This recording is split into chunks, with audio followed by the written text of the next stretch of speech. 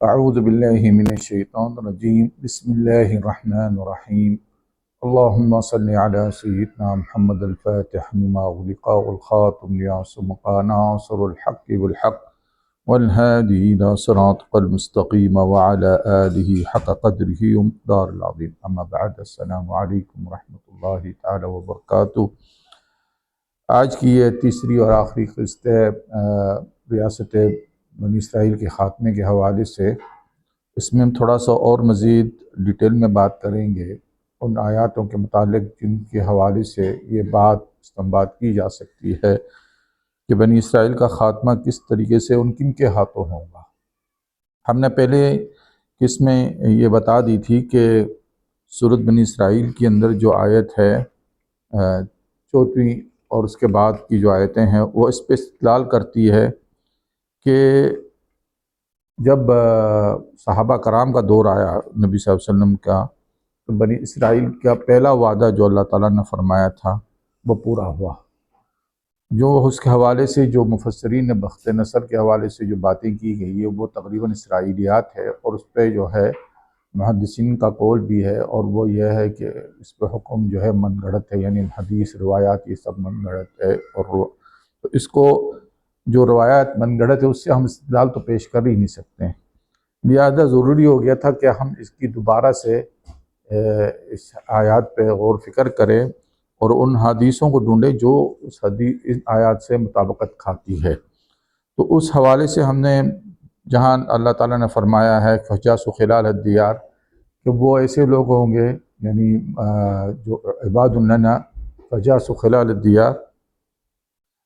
اولی بأس شدید ہوں گے، یعنی فَإِذَا جَاءَ وَعْدُ الْأَوْلَهُمَا بَعَثْنَا عَلَيْكُمْ عِبَادًا لَنَا اولی بأس شدید فَجَاسُوا خِلَالَ الدِّيَارِ کہ وہ ایسے ہمارے بندے ہوں گے، اور وہ ایسے بندے ہوں گے جو صبر و استقامت پہ قائم رہنے والے ہوں گے، اور پھر وہ تمہارے برانڈوں میں آ جائیں گے۔ اب اس کی مثال ہم نے دے دی تھی کہ بھئی اگر ہم ان کو اس چیز سے فرق ہے کہ ایک تو یہ ہے کہ اللہ کے بندے، بخت نصر تو مجوسی تھا،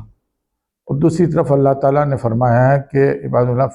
اولی بأس شدید، اولی بأس کی تعریف ہم نے یہ کی کہ وہ جو صبر و استقامت پہ قائم رہے، یہ نہیں محض ہتھیار و قوت سے بھرپور ہو بلکہ صبر و استقامت پہ قائم رہے، یعنی سختی کے وقت ہمت والے بندے ہو۔ تو اب اور پھر برانڈوں میں وہ تمہارے برانڈوں میں آ جائیں گے۔ تو یہ بات دلالت تھی خیبر کے وقت پہ، کیونکہ وہ قلعے تھے، سارے 8 قلعے تھے یہودیوں کے، تو جب ان کو فتح ہوئی تو نبی صلی اللہ علیہ وسلم نے یہی فرمایا تھا حضرت علی کو کہ جب تک تم ان کے برانڈوں میں نہ گھس جاؤ۔ تو یہ حدیث اور ان آیت کی مطابقت سے ہم نے یہ استنباط کیا کہ یہ روایت، یہ جو واقعہ ہے وعد الاولیٰ کا، یہ اس وقت حضور اکرم صلی اللہ علیہ وسلم کے دور میں پورا ہو گیا۔ اب دوسرا وعدہ جب آئے گا تو ہم نے فرمایا کہ وہی امام مہدی کا دور ہوگا، یعنی لشکر جو امام مہدی کا آئیں گا، اور وہ لشکر جو ہے ان سے جو ہے یعنی یہودیوں کی بنی اسرائیل کا یہ نا خاتمہ کر دے گا، بنی اسرائیل کی ریاست کا خاتمہ کر دے گا، اور یہ اس لشکر کے اندر صحابہ کرام کی ہی اولاد ہوں گی، یعنی وہی صحابہ کرام جن کو اللہ نبی صلی اللہ علیہ وسلم نے جن سے بیعت لی تھی، بیعت الرضوان جسے کہتے ہیں، انہی کی اولاد ہوں گے، کیونکہ ید اللہ فوق ایدیہم سے مطلب یہی نکلتا ہے کہ اللہ تعالیٰ نے ان کی نسلوں پر بھی جو ہے نا اپنا کرم فرما دیا۔ تو آنے والے وقت میں امام مہدی چونکہ حضرت علی کی نسل سے ہیں، سید زادے ہیں، اور اسی طریقے سے اس کے لشکر میں وہی لوگ ہوں گے جنہوں نے جن کے آباء و اجداد نے، یعنی صحابہ کرام نے، 1400 صحابہ نے فتح خیبر کے وقت جو ہے نبی صلی اللہ علیہ وسلم کا ساتھ دیا، اور حضور نے انہی کو ساتھ دیا، اور بیعت الرضوان میں جن سے اللہ راضی اور وہ اللہ سے راضی ہیں، ان کی تعریف میں۔ اب ہم تھوڑی سی یہ حدیث دیکھ لیں کہ وہ لوگ اس کو کس طرح سے مطابقت ہم کریں گے کہ اگر ہم موجودہ صورتحال میں اور آنے والے صورتحال میں اگر ہم تھوڑی سی اس کو سمجھنے کی کوشش کریں تو قرآن کی آیات اور حدیث سے ہمیں یہ تصویر بالکل باقاعدہ سمجھ میں آ جائیں گی کہ یہ معاملہ کس طریقے سے ڈیزائن ہوتا ہے، اس کی مطلب اس کا سیناریو کس طریقے سے بنتا ہے۔ تو جیسا کہ ہم نے پہلے کہا کہ اللہ تعالیٰ نے قرآن میں فرما دیا ہے کہ ہم نے بنی اسرائیل کو سب سے زیادہ جتھے والا بنا دیا۔ گویا مراد ہے کہ ایک وقت ایسا آئے گا کہ بنی اسرائیل دنیا میں سب سے زیادہ بڑی قوم ہوں گی، تعداد میں سب سے زیادہ بڑھ جائے گی۔ اور یہ بات بھی بتائی تھی کہ بنی اسرائیل تقریباً یعنی حضور صلی اللہ علیہ وسلم کی آمد سے کچھ 4 صدیاں پہلے جو ہے وہ مدینے کے اطراف میں آ کر بس گئے تھے۔ اسی لیے بسے تھے کہ ان کی کتابوں میں یہ بات لکھی ہوئی تھی کہ یعنی بنی اسرائیل کے کچھ قبائل، کہ ان کی کتابوں میں بات لکھی ہوئی تھی کہ نبی آخر زمان جو ہے وہ اس علاقے میں پیدا ہوں گے۔ تو انہوں نے، اور ان کو یہ بھی پتا تھا کہ جس تاریخ کو یا جس رات کو ان کی پیدائش ہوں گی، تو وہ اس تاریخ و رات کو وہ ڈھونڈتے پھرتے تھے کہ بھئی کہاں ہماری جو ہے نا مطلب قوم میں کوئی آج لڑکا پیدا ہوا۔ تو جب ان کو پتہ چلا کہ ان کی قوم میں کوئی لڑکا نہیں سوائے لڑکیوں کے اور کوئی نہیں پیدا ہوا، اور لیکن اس کے برعکس عرب میں بنو ہاشم میں ایک لڑکا پیدا ہوا اور ان کی کمر پہ ختم نبوت بھی ہے، تو ان کے عالم دین نے جب دیکھا، ان کے عالم نے جب دیکھا بنی اسرائیل کے، تو وہ غش کھا کے گر گیا اور کہہ دیا کہ بھئی آج جو ہے یعنی بنی اسرائیل سے نبوت نکل گئی۔ اب یہ ان کا حسد و حقد اور کینہ تھا کہ حضور صلی اللہ علیہ وسلم کو جان کے بھی ان پہ ایمان نہیں لاتے تھے۔ یہ بات تو مسلمہ ہے، لیکن اب یہ بات طے ہو جاتی ہے کہ ایک وقت ایسا آئے گا کہ بنی اسرائیل دوبارہ سے جب آبادی میں بڑھ جائیں گے کہ پھر وہ دوبارہ سے مکہ اور مدینہ کے اطراف میں آ کے بس جائیں گے، اور چونکہ ان کی عددی تعداد بھی زیادہ ہوگی تو یہ بھی یعنی دلیل بنتی ہے یا نظر آتا ہے کہ مسلمانوں کی قوت کم ہو جانے کی وجہ سے تو پھر یہ ان کی مونوپولی ہو جائیں گی، اور پھر وہ مکہ میں اسی طریقے سے جس طریقے سے پہلے زمانے میں یعنی لوگ طواف بھی کرتے تھے اور بت پرستی بھی ہوتی تھی، تو اس طریقے سے کچھ وہ قوانین بنا دیں گے یا ضابطے بنا دیں گے۔ اور غالب گمان تو یہی ہے کہ اللہ تعالیٰ نے جس طریقے سے فرمایا ہے سورۃ بنی اسرائیل میں کہ وہ جب کما دخلوا اول مرہ، کہ وہ جب مکے میں جب یعنی اس سے مراد مفسرین نے تو یہی لیا کہ اب مسجد اقصیٰ، لیکن وہ بنتی ہی نہیں ہے بات، کیونکہ کما دخلوا اول مرہ سے مطلب یہی ہوتا ہے کہ جس طریقے سے وہ پہلی مرتبہ جو ہے نا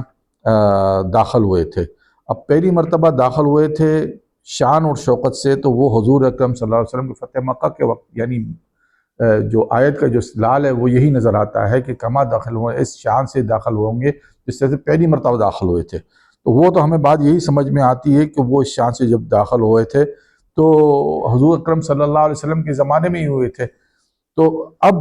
یہاں پہ جو بات ایک آئی ہے وَلِتَبْرُ مَا عَلُوا تَتْبِيرًا، اور جو بلند کردہ ہو اسے اکھاڑ دیں گے۔ تو یہ یہاں مجھے جو سمجھ میں آتی بات ہے کہ چونکہ بنی اسرائیل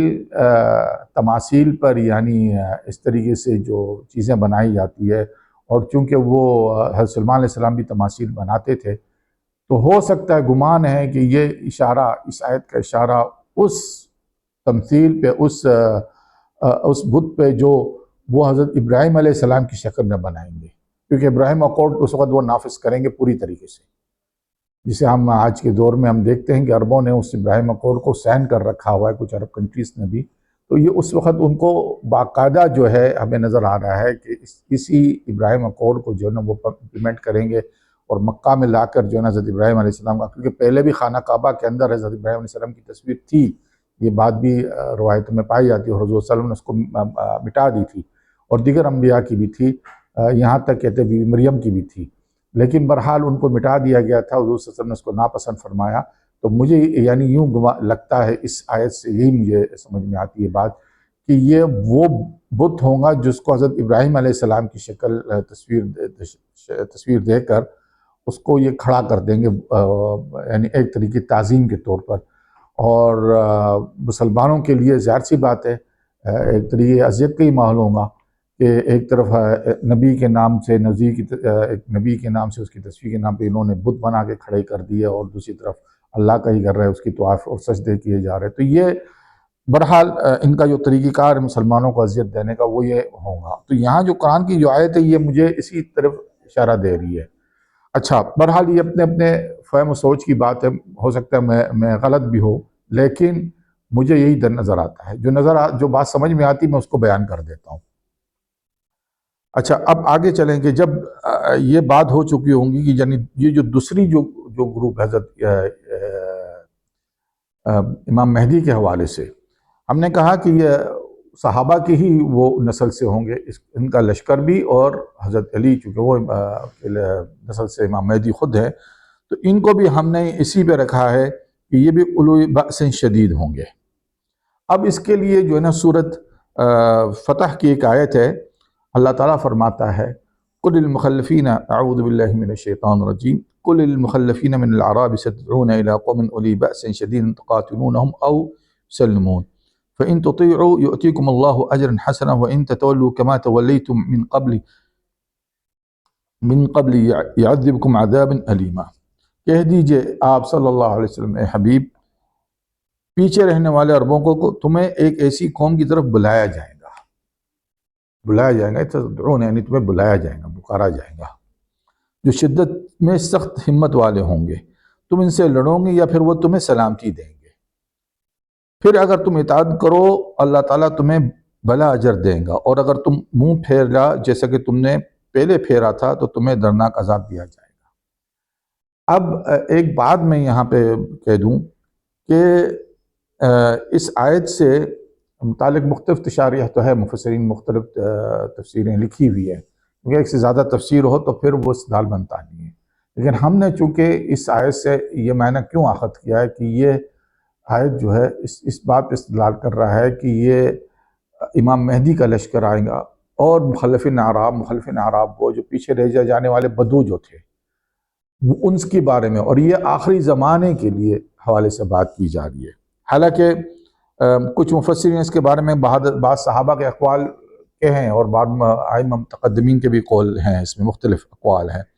کہہ لیں کہ مخلفین من اعراب جو ہے ان سے مراد یہ ہے کہ حضرت یعنی اس میں ذرا پڑھ لیتا ہوں، امام بغوی کی کتاب سے میں یہ نقل کر رہا ہوں تو ان کی تفسیر سے، ابن عباس، مجاہد اور طاق نے کہا کہ وہ اہل فارس تھے، یہ اولی بأس شدید قوم کے حوالے سے بات ہو رہی ہے، یعنی ان کے حوالے سے بات ہو رہی ہے۔ کعب نے کہا وہ رومی تھے، اور حسن نے کہا وہ فارس اور روم تھے، اور سعید بن جبیر نے کہا حوازن اور ثقیف، اور قتادہ نے کہا حوازن اور غطفان حنین کے دن، اور زہرین اور مقاتل نے اور جماعت نے کہا وہ بنو حنیف اہل یمامہ، یعنی مسلمہ بن کذاب کے جو لشکر تھے ان کے متعلق یہ بات کیا کون کے اولی بأس شدید کے حوالے سے بات کی جا رہی ہے، ٹھیک ہے۔ یہاں تک کہ ابو بکر نے حنیف سے جنگ کی، کہہ لیں گے یعنی ہم نہیں جانتے تھے کہ کذاب کے ساتھی ہے۔ رفع بن خدیر نے کہا کہ ہم اس آیت کو پڑھتے تھے اور ہم نہیں جانتے تھے کہ وہ کون ہے، یعنی ان کو پڑھتے تھے آیت لیکن ہمیں پتہ نہیں تھے کہ کون ہے، یہاں تک کہ ابو بکر رضی اللہ عنہ نے بنی حنیفہ سے جنگ کے لیے بلوایا، تب ہمیں معلوم ہو گیا کہ یہ لوگ ہیں۔ اب یہ ان کا اپنا یعنی فہم ہے، ان کی اپنی سوچ ہے۔ اور ابن جریر نے کہا عمر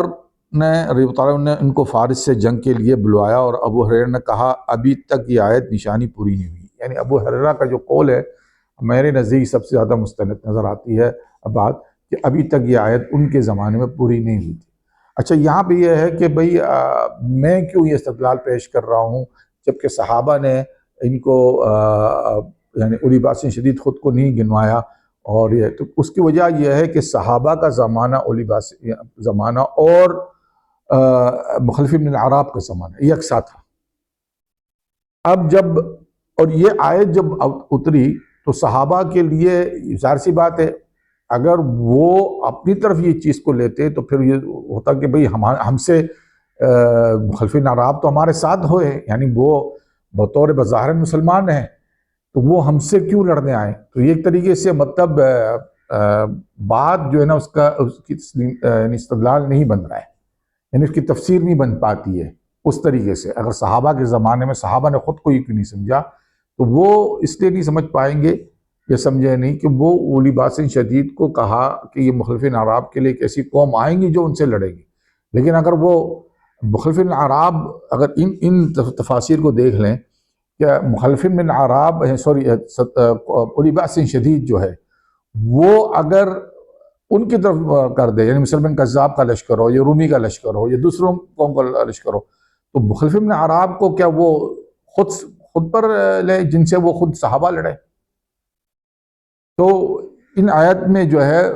کیونکہ ایک سے زیادہ استدلال ہے، ایک سے زیادہ تفاسیر ہے، تو یہ اس کا استدلال بنتا نہیں ہے اور استدلال باطل ہو جاتا ہے۔ لیکن ابو ہریرہ نے جب یہ بات کر دی ہے کہ یہ آخری یعنی ابھی تک آیت پوری نہیں ہوئی، جو ہے یہ آخری زمانے کے لیے، اب یہ آخری زمانے کے لیے ہے، تو میں ذرا یہاں پہ بتا دوں کہ اس حوالے سے جو دو حدیثیں ایسی ہے جو ظاہر کرتی ہے کہ آخری زمانے کے اندر مسلمانوں کا ایک بڑا لشکر جو خراسان کی جانب سے نکلے گا اور پھر وہ جزیرہ عرب جائے گا۔ کیوں جائے گا؟ اس لیے جائے گا کہ یہودیوں کا جو ہے جو یعنی وہ جو ان کی تعداد بڑھ گئی ہے، مکہ مدینے پہ جو ہے نا وہ ایک طرح دخل اندازی کر رہے ہیں یا ان کے ماتحت چلا گیا، جیسا کہ آج مسجد الاقصیٰ ان کے ماتحت ایک طریقے سے ان کے حصار میں ہے، اسی طریقے سے مدینہ اور مکہ بھی ان کے حصار میں چلے جائے گا۔ تو مسلمان اسی لیے لڑیں گے ان سے آ کے کہ اس کو واپس سے حاصل کیا جائے، یعنی یہ کون؟ حضرت امام مہدی کا لشکر ہوگا۔ اور یہ آیت ہے، حدیث ہے، جامع صغیر میں بھی ہے، اذا رأيتم راية السود قد جاءت من قبل خراسان فاتوها فإن فيها خلیفۃ اللہ مہدی، جب تم لوگ یہ دیکھ لو خراسان کی جانب سے عظمت والی جھنڈیاں نکل پڑی ہے تو اس کے لیے نکل آؤ کیونکہ اس میں اللہ کا خلیفہ مہدی ہے۔ اب یہاں سے میں نے رایت السود سے مطلب دیا ہے عظمت والی جھنڈیاں۔ اچھا، ایک اور حدیث ہے اور وہ ترمذی میں، یخرج من خراسان رایات السود فلا يردها شيئا حتى تنصب بأهلها، خراسان سے عظمت والی جھنڈیاں نکل پڑیں گی، پھر کوئی چیز ان کو نہیں پلٹائیں سکیں گی یہاں تک کہ وہ ایلیا میں گاڑ دی جائے۔ ایلیا جو ہے بیت المقدس کو کہتے ہیں، یعنی گویا وہ اس زمانے میں جو ہے نا صفایا کر دیں گی یہودیوں کا، بالکل ان کی سلطنت کا، ان کی ریاست کا، ان کی قوت کا جو اس زمانے میں وہ حاصل کر چکے ہوں گے۔ اب جو مخلفین من اعراب ہے ان کے بارے میں تھوڑی سی میں یہ تفسیر میں جو مجھے ملی ہے کہ ان کے حوالے سے جو قبائل تھے اس زمانے میں، جو قبائل تھے جن کو مخلفین من اعراب کہا جاتا تھا، وہ جو تھے غفار و مزینہ و جہینہ و اشع و اسلم، یہ یعنی چند ایسے قبائل تھے جو پیچھے رہ جاتے تھے، بدو تھے۔ اب ذرا آپ دیکھیے کہ ایک طرف یہ بدو قبائل تھے، یعنی یہ مدینے کے وہ نہیں تھے، یعنی ان کی رہائش خود مدینے کے اندر نہیں تھی،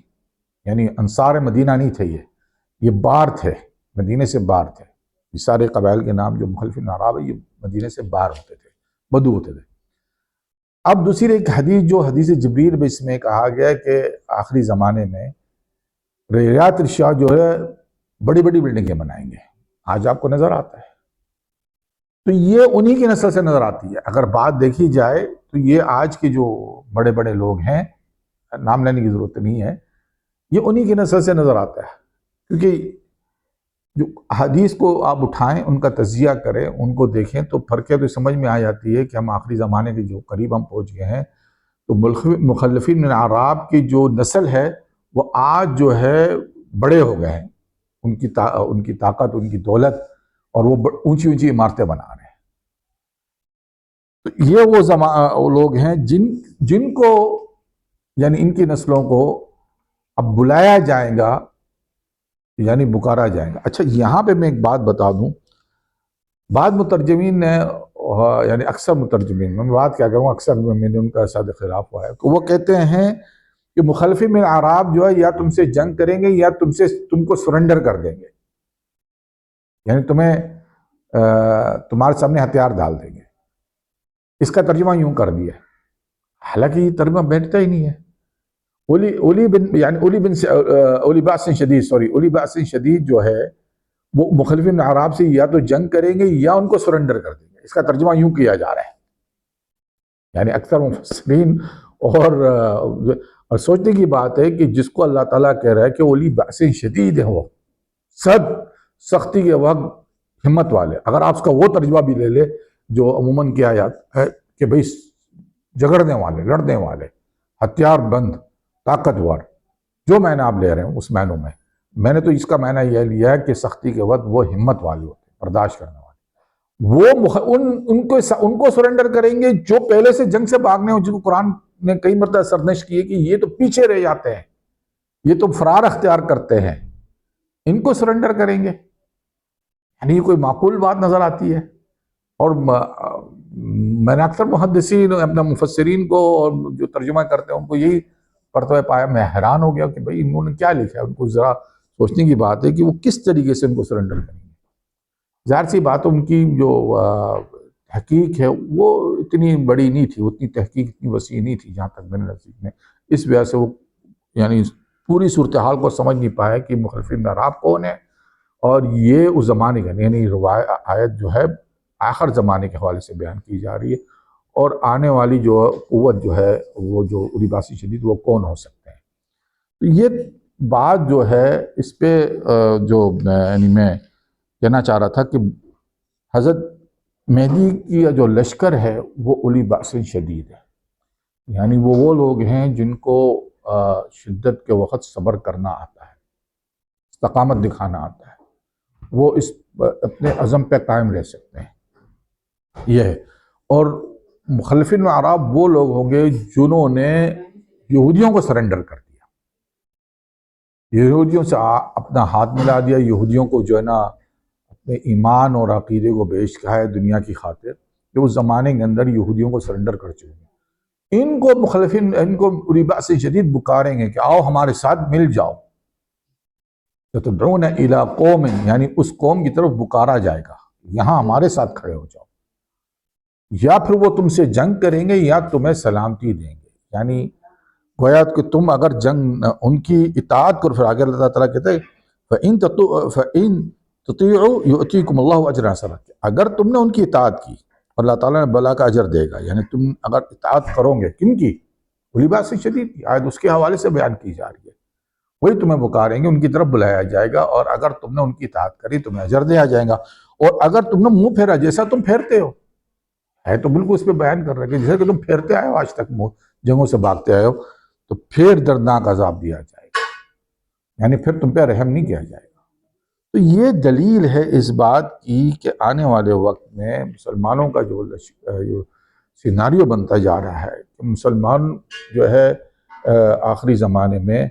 جب ایک بڑے واقعے جو میں کہہ چکا ہوں کہ ایک جنگ عظیم آ رہی ہے، بڑی تباہی آ رہی ہے، دنیا کی 99% آبادی کا خاتمہ ہو جائے گا، دنیا پیچھے پتھروں کے دور میں چلی جائے گی، اور جغرافی محدود جگہ حدود بن جائیں گی، یعنی دنیا سمٹ کے آ جائے گی، بالکل قریب ہو جائیں گی، یعنی اتنے ہی لوگ ہوں گے جتنے جو بچے کچے ہوں گے، اور وہ یہودی تعداد میں بڑے ہوں گے، یہودی اپنی حاکمیت، اپنی مونوپولی، اپنی جو ہے نا طاقت کو مکہ اور مدینہ پہ بھی حاوی کر دیں گے، اور یہی گمان زیادہ ہے کہ مکے میں بت رکھے جائیں گے، یہ حضرت ابراہیم علیہ السلام کی بت کو کھڑا کیا جائے گا، ٹھیک ہے نا، اور اس کو پھر مسلمان ہی ختم کریں گے اور گرا دیں گے، کہ یہ مسلمانوں کی یعنی مسلمانوں کو اذیت دینے کے لیے، پھر وہ فتح مکہ سے جو شروع ہوں گی حالات، اور وہ بیت المقدس تک کو فتح کر دیں گے، یہاں تک کہ مکملی جو ہے نا یہودیوں کا خاتمہ ہو جائے گا، یعنی خاتمہ اس صورت میں ان کی ریاست کا خاتمہ، ان کا نہیں پورا، یعنی اب یہ نہیں کہیں گے کہ ہم کہ یہودی سارے مارے ختم ہو جائیں گے، کیونکہ یہودی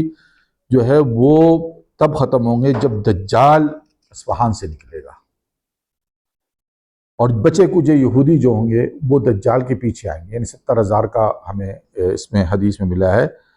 کہ ایک حدیث ہے صحیح مسلم کی ہے، نبی صلی اللہ علیہ وسلم نے فرمایا کہ 70,000 یہودی اصفہان سے دجال کی پیروی میں نکلیں گے، اور انہوں نے تیال سے یعنی یہودی کا خاص لباس آبا جو ہے نا پہنا ہوگا، اور اوڑھنی ہوں گی، اور پھر جو ہے نا یہودی اللہ یعنی ہوگا، مسلمانوں کو حکم ہوگا کہ جہاں کہیں یہودی ملے تو قتل کر دو، یہ حضرت عیسیٰ علیہ السلام کا زمانہ ہوگا، یعنی یہ امام مہدی کا زمانہ، یہ ریاست بنی اسرائیل ختم ہو چکی ہوں گی، پھر اس کے بعد مسلمان جو ہے غنیمت ان کے دوسرا جو مرحلہ آئے گا۔ اچھا اس میں ایک بات بتا دوں کہ مسلمانوں کی جب جنگ ہو رہی ہوں گی نا یہودیوں کے ساتھ، اس میں عیسائی جو ہے مسلمانوں کا ساتھ دیں گے، یہ بات ذہن میں رکھیں، یعنی عیسائی جو ہے اس بڑی جنگ کے بعد بچے کچے جو عیسائی رہ جائیں گے، اور خاص طور پہ یعنی تو وہ سمجھ جائیں گے کہ ہماری تباہی کے اصل جڑ جو ہے، اصل وجہ جو ہے یہ یہودی ہے، یعنی ان کی سازش کی وجہ سے ایک بڑی جنگ عظیم دنیا میں لگی، تو وہ مسلمانوں کے ساتھ جو ہے نا صلح کریں گے، اور یہ حدیث میں بھی آیا سنن ابو داؤد میں کہ ستالحون الروم صلحا امن و تغزون انتم وهم عدو من ورائکم، رومیوں کے ساتھ تم صلح کرو گے اور تم ان کے ساتھ مل کر اپنے پیچھے دشمن پہ حملہ کرو۔ پیچھے دشمن سے مراد وہ ہے کہ وہ دشمن جو سازشیں کرتا ہے، اس کے پیچھے تم جو ہے نا اپنے دشمن سے حملہ کرو۔ پہلے روم کے ساتھ صلح کر لو گے، اس کے بعد جو تمہاری دشمن ہوں گے، دونوں کے دشمن، تو وہ تمہارے ساتھ اس وقت جنگ کریں گے۔ اچھا، پھر اس کے بعد جو صورتحال وہی ہے کہ مسلمان اس جنگ سے جب یعنی خاتمہ ہو جائے گا بنی اسرائیل کا، یعنی ریاست اسرائیل کا خاتمہ ہو جائے گا، تو وہاں سے ایک شخص نکل آئے گا، اور یہ آگے کی کہانی جو ملحمۃ الکبریٰ کے حوالے سے بیان کی جاتی ہے کہ وہ ایک شخص نکل آئے گا اور وہ کہے گا کہ آج جو ہے صلیب غالب آ گیا۔ مسلمانوں کا ایک شخص نکلے گا جو اس کی غیرت جاگی ہوں کہ یہ اسلام غالب آ گیا، تو ان کے بیچ میں جو ہے نا جھڑپ ہوں گی، مسلمان اسے قتل کر دے گا۔ اسی طریقے سے دوبارہ ایک شخص کھڑا ہوگا، پھر کہے گا صلیب غالب آئے، کہ نہیں مسلمان غالب آ گیا، اور پھر وہی جھڑپ ہوں گی اور پھر مسلمان ان کو قیدی بنا دیں گے۔ تو یہ پھر وہ مرحلہ جو ہے مسلمان اور عیسائیوں کے بیچ میں، ان پر عیسائی جو ہے نا صلح توڑ دیں گے، اور پھر جو ہے نا اپنے لشکر دیبق میں یا شام کے اس ایریے میں جو ہے نا لے آئیں گے، جس میں 80,000 یعنی 80 جھنڈے والے، ہر جھنڈے کے نیچے 12,000 کا لشکر ہوگا، اور 9,60,000 کا فگر بنتا ہے، تو وہ مسلمانوں کے لیے لے کے آئیں گے۔ اور اس میں پھر کیا ہوگا کہ مسلمان کی جو بچی کچی قوت ہوں گی، تو کچھ تو ہے، ایک تہائی جو ہے وہ دیکھ کے پیچھے ہٹ جائے گی، یعنی وہ خیانت کریں گی، غداری کریں گی، کیونکہ مسلمانوں کی تو تاریخ میں غداری عام بھری ہوئی ہے۔ یعنی مسلمان بھول جائے کہ کب ان کی لشکر میں یا ان کی قیادت میں یا ان کے بیچ میں کوئی غدار نہ ہو، یہ بھول جائے اس بات کو۔ ہمیشہ سے حضور صلی اللہ علیہ وسلم کے زمانے سے رہا، آخری تک امام مہدی کے زمانے میں بھی یہ بات رہیں گی۔ تو